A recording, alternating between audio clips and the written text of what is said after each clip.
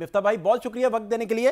मिफ्ता भाई, मैं जानना आपसे ये चाह रहा हूं कि वज़ीर आज़म साहब की जानिब से जो बिजली टैरिफ में 4 पैसे की कमी और एक्सपोर्टर्स के लिए टैक्स जो है 7% से कम करके 4% किया गया है, ये वजारत ख़जाना की जो माहाना रिपोर्ट आती है, जो अपडेट आती है उसे कह लें, उस अपडेट के मुताबिक जो आउटलुक रिपोर्ट है उसके मुताबिक जो बैरूनी सरमायाकारी थी उसमें 43% जो है वो कमी हो चुकी थी, और जो एक्सपोर्ट्स थी वो 5% उनमें कमी हुई थी। तो इस डाटा को सामने रखते हुए इस तरह के फैसले लिए जाते हैं, और कितने इंपैक्टफुल होंगे ये, इस पे क्या गाइड कर सकते हैं मिफ्ता भाई?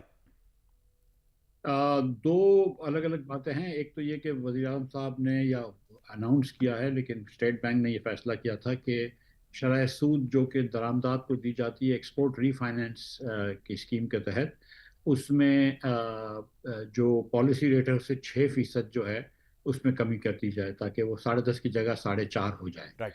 मैं ये समझता हूँ कि वैसे तो सारे पॉलिसी रेट्स को कम होना चाहिए और हमको पर्टिकुलर सेगमेंट्स को अलग अलग मराहत नहीं देनी चाहिए, इससे मीशत में डिस्टोर्शन पैदा होती है। लेकिन इस वक्त क्योंकि बरामद का शोबा जो है वो एकदम उसकी कमर तोड़ दी गई है बिजली और गैस की वजह से, और क्योंकि 9% कमी हुई है पहले 6 महीनों में बरामद में, ठीक इसलिए है। ये मेरे ख्याल से जो है ये कदम ठीक है।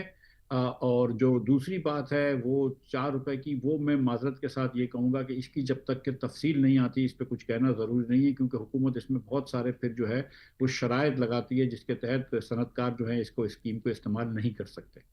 अच्छा, दूसरा आपको मिफ्ता भाई, जो वर्ल्ड बैंक की बाइंडिंग्स हैं उसमें भी 7 अरब रुपए की तोसी और कर्ज की सहूलत के तहत पाकिस्तान को $1 अरब की तीसरी किस्त के साथ, अगली किस्त के साथ जो IMF की फरमाइशें थी, उनके मुतालबात थी, उसकी फहरिस्त भी मिली गई थी। IMF फिर बहुत सारी जगहों पर रोक देता है। आपको वो साइफर लहराने वाला इमरान खान का खत भी याद होगा।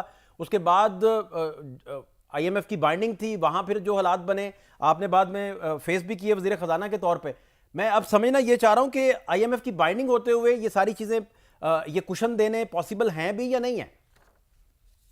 देखिए, जो वजीर आलम साहब ने कहा था कि हम 1500 अरब रुपए की टैक्स के अंदर कमी करना चाहते हैं, वो बिल्कुल पॉसिबल हो सकती है। आईएमएफ कोई पागल इदारा नहीं है, लेकिन आप आईएमएफ आपसे ये कहता है कि आप एक कर्जा जो है वो एक लिमिट से ज़्यादा ना लें, ठीक है। क्योंकि आपको वैसे भी लोग कर्जा देने के लिए तैयार नहीं है। तो इसका जो ऐसा तरीका है और सही तरीका है वो ये है कि आप 1500 अरब रुपए की अपने अखराजात में कटौती करें और हम्म। कहें आईएमएफ को, देखो हमने 1500 अरब रुपए के अखराजात बढ़ाए हैं, हम अब 1500 अरब रुपए जो हमें बच गए हैं ये हम लोगों को टैक्स के जरिए वापस करना चाहते हैं, टैक्स रिफॉर्म्स के जरिए। लेकिन आप तो ये नहीं कह रहे, आप तो कह रहे हैं कि हम मजीद कर्ज लेना चाहते हैं। इस साल में आपने 38,000 रुपया फी कर्ज ले लिया है पाकिस्तानी के ऊपर, और 2,96,000 से बढ़ा के आपने 2,94,000 से बढ़ा के आपने 3,33,000 रुपये हर पाकिस्तानी को मकरूज कर दिया है। ठीक। आपने 13%, पाकिस्तान में जो 70-78 साल में कर्जा लिया है उसका 13% आपने सिर्फ इस साल ले लिया है। तो आप कितना और कर्जा बढ़ाएंगे? तो आईएमएफ आपकी ये शर्त मना कर देगा, इनको भी पता है कि आईएमएफ मना कर देगा, लेकिन ये सिर्फ जो है ये दिखावे करना चाहते हैं, ऑप्टिक्स के, ये दिखा दें कि देखो हमने तो बात की आईएमएफ से। भाई अगर आपको बात करनी है, आप 4,000 अरब रुपया PSDP पे खर्च करते हैं और ADBs पे, आप उसमें कमी ले आए। आपने 2 हफ्ते पहले, 3 हफ्ते पहले 43 अरब रुपया हर MNA को, हुकूमत के MNA को 25 करोड़ रुपया दिया। क्या जरूरत थी ये देने की? एक तरफ आप दूध के ऊपर टैक्स लगाते हैं, एक तरफ आप हर जो 100 लीटर, 1 लीटर जो मोटरसाइकिल पे बच्चा पेट्रोल बढ़ाता है उससे आप रोज का 80 रुपया टैक्स लेते हैं, और दूसरी तरफ आप अपने MNAs को 25 करोड़ रुपए दे देते हैं। ये जुल्म नहीं है? ये आपकी तरजीहात हैं क्या? तो फिर आईएमएफ आपको मना कर देगा। आप वो अखराजात कम करें, आप आईएमएफ बोलेगा करो, शौक से करो टैक्स कम। लेकिन आप एक तरफ अखराजात भी कम नहीं कर रहे तो दूसरी तरफ आईएमएफ कैसे इजाजत देगा आपको? आप आवाम की बात बिल्कुल कर रहे हैं, तो इसी से रिलेटेड अगर वर्ल्ड बैंक की हालिया रिपोर्ट अगर मिफ्ता भाई देखें, 2018 तक वो कहता है कि पाकिस्तान में जो शरह गुर्बत जो है उसका मामला, महंगाई, सैलाब, करेंसी की कदर में कमी का मामला, 2023-24 का मामला, 25% आवाम खत गुर्बत से नीचे गई, और 2025 में वो 45% हो गई। यानी कि 10.56 56 यानी करोड़ लोग जो हैं खत गुर्बत से नीचे गए। तो पूछना आपसे ये है, क्योंकि आपकी एक्सपर्टी इसमें, कि वो आवाम के लिए तो फिर उसमें किसी तरह का कोई, उसमें कोई अप एंड डाउन नहीं है, कोई कोई मामला नहीं। देखिए, ये वर्ल्ड बैंक को आप छोड़ दें, हुकूमत पाकिस्तान की जो अभी रिपोर्ट आई है, house hold integrated economic survey, उसमें इन्होंने दिखाया कि हर पाकिस्तानी औसतन 12.2% गरीब हुआ है ठीक है। 6 साल में। जी। यानी 18-19 के मुकाबले में 24-25 में। ठीक है। और उन्होंने देखा कि जो गरीब तरीन 20% पाकिस्तानी है वो 21% गरीब हो गए। ठीक है। मतलब गरीब तरीन पाकिस्तानी जो 20% होते हैं वो किसी भी मेजर से आप देख लें वो मुफलिसी में रहते हैं, उनको 2 वक्त की रोटी नहीं मिल रही होती, आपने उनको मजीद 20% गरीब कर दिया। ये जो आप स्टेबिलिटी के रोज गुन गाते हैं, वो स्टेबिलिटी क्या है कि आपने गरीब लोगों को गरीब करके स्टेबिलिटी ले आए। आप ये बोल रहे हैं कि हम ग्रोथ नहीं कर रहे हैं लेकिन बस ठीक है हम बस यहीं बैठे हैं, इसको हम स्टेबिलिटी कहते हैं। तो आपने तो यहाँ पे नौकरियों का फुकदान है। आप जानते हैं मेरे भाई कि कितनी बेरोजगारी बढ़ गई है पाकिस्तान में। आप जानते हैं कि महंगाई ने गरीब की कमर तोड़ दी है। आज कभी आटा महंगा हो जाता है, कभी चीनी महंगी हो जाती है, हमेशा ही घी तेल महंगा होता है, चाय महंगी होती है। तो गरीब जाए तो जाए कहाँ? तो इनको जरा सा इसके बारे में नहीं सोचते क्योंकि उनकी गरीब की लॉबी नहीं होती है। आप 50,000 रुपये तनख्वाहदार अर्बन एम्प्लॉयज़ के ऊपर आप टैक्स लगाते हैं, जो आपके कैमरे बेचारे कैमरामैन जो हैं उनकी तनख्वाहों पर टैक्स लगाता है। लेकिन 1,000 एकड़ की किसी की ज़रूरी अराजी हो साउथ पंजाब में या सिंध में, उसके ऊपर टैक्स नहीं है। बड़े अच्छा। बड़े आपके इलाकों में लिबर्टी में स्टोर्स हों, F1 F7 में स्टोर्स हों, क्लिफ्टन में बड़े बड़े स्टोर्स हों, उनके ऊपर आप टैक्स नहीं लगाते। लेकिन किसी की लाख रुपए तनख्वाह आप बोलेंगे लाओ इधर टैक्स रखो। तो ये इस मुल्क की तरजीहात हैं, ये शहबाज शरीफ साहब की तरजीहात हैं। अच्छा, दूसरा अभी आप हवाला भी दे रहे थे अगर पाकिस्तान के लेबर फोर्स सर्वे की बात हम करें तो 2025 में जो बेरोजगारी की शरह थी वो 7%, उसमें जो है वो इजाफा हुआ जो गुज़श्ता 2 दहाइयों में बुलंद तरीन भी है।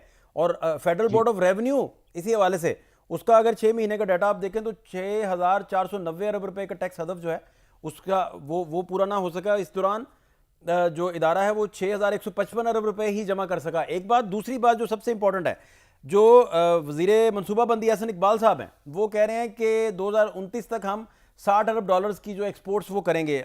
ये इस तरह के दावे, इन पे आप कितनी वेटेज देखते हैं? पॉसिबल है ये सारा?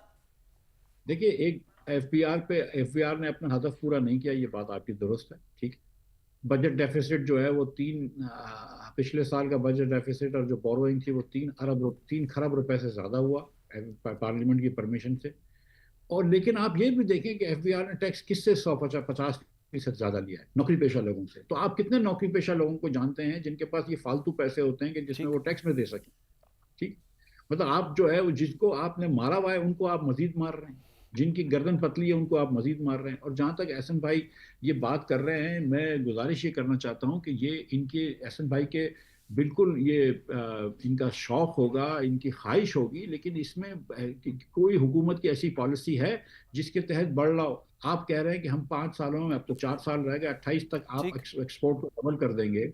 तो भाई इस साल फिर कम तो नहीं होना चाहिए ना? 9% इस साल कम होगा। हम बड़े किस्मत वाले होंगे कि हम पिछले साल बराबर ले आए इस साल एक्सपोर्ट। मेरा ख्याल से नहीं आएगी पिछले साल के बराबर एक्सपोर्ट इस साल, पिछले साल से कम ही आएगी।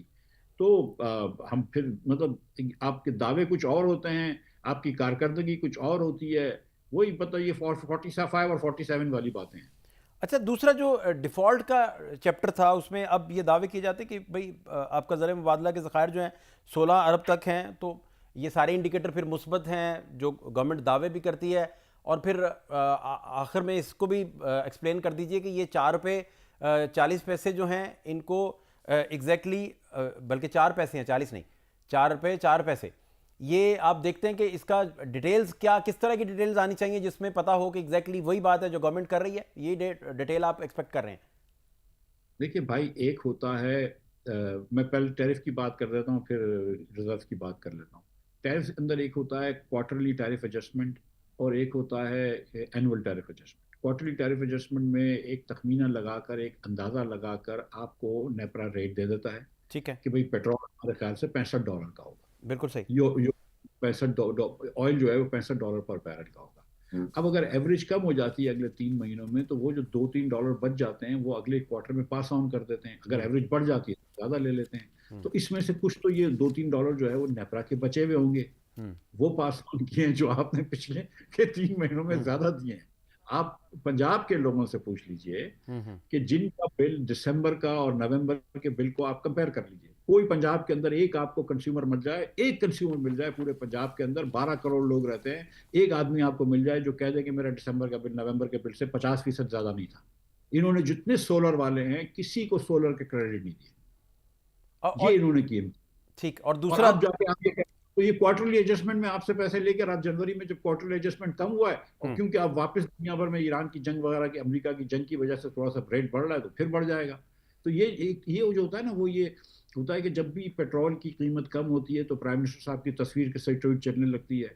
जब पेट्रोल की कीमत बढ़ जाती है तो रात के अंधेरे में चुपचाप नोटिफिकेशन आ जाता है। ये वो वाली बातें हैं मेरे भाई अ, कि हर अच्छी चीज पे, दुनिया में कहीं कोई अच्छी चीज हुई हम इस पे तारीफ करेंगे, ठीक है। अगर लाहौर के अंदर स्मॉग बढ़ गई तो पता नहीं किसकी गलती है, लेकिन थोड़ी सी अगर किसी एक दिन एयर क्वालिटी अच्छी आ गई तो हमने शादियाने बजाने शुरू कर दिए। ये वो वाली बातें हैं। जो दूसरी आपकी बात थी फॉरेन एक्सचेंज रिजर्व की, तो देखें, जो इसको हम देखते हैं, जो कल खुर्रम हुसैन साहब ने बड़ा आर्टिकल लिखा है कि नेट इंटरनेशनल रिजर्व्स पाकिस्तान के कितने हैं, जिसके अंदर देखते हैं कि पाकिस्तान के पास $16 बिलियन कैश पड़ा हुआ है, पाकिस्तान के पास इतना सोना पड़ा हुआ है, वगैरह वगैरह। और पाकिस्तान के ऊपर जो शॉर्ट टर्म उधार है, जो कि 6 महीने में आपको वापस करने हैं पैसे, वो कितने हैं। तो एक जमाना था कि जब पाकिस्तान का ये नेट इंटरनेशनल रिजर्व -10 अरब डॉलर था, कि जो हमको जी। वापस करने थे और जो हमारे पास पैसे थे वो -10 अरब डॉलर थे। आज के दिन वो -6 अरब डॉलर है, या हाँ, 6 अरब डॉलर है। तो अब भी हम -6 अरब डॉलर में हैं। लेकिन हम्म। क्योंकि हम साथ IMF के प्रोग्राम में हैं, क्योंकि सऊदी अरब वगैरह ने हमारी मदद करी हुई है, इसलिए हम जो है वो इसको अपने आप को कह रहे हैं कि हम डिफॉल्ट से बचे हुए हैं और हम स्टेबिलिटी में हैं। लेकिन हमारी स्टेबिलिटी सिर्फ IMF के प्रोग्राम की वजह से, और कोई नहीं।